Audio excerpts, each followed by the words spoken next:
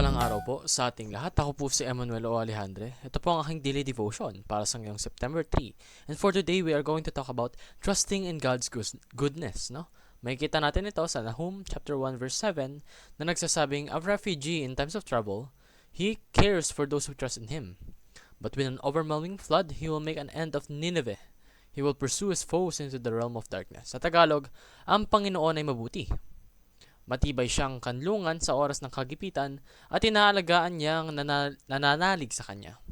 Para siyang rumaragas ang baha na lubusang pupuksain ng kanyang mga kaaway. Tutugisin nila sila hanggang sa mamatay.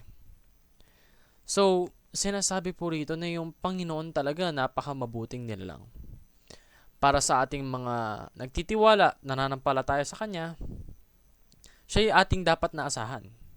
Pero pagdating naman sa kanyang mga kalaban, they should expect a wrath na hindi nila kayang takasan. So, this is another one of the reasons on why we should trust God. Kasi God's very nature is good. Yung kalikasan niya is tunay na mabuti at nakakalugod. Hindi siya yung tipo na gusto ng kasamaan. No, that's the opposite. Ang gusto niya is the prosperity of all of those that are good. Pangalawa, God's goodness is terrifying.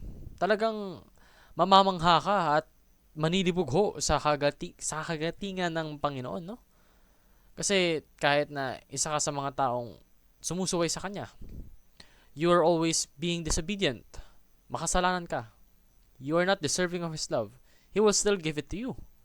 You will still be able to trust in Him. Nandiyan pa rin siya para maging sandalan mo in times of need.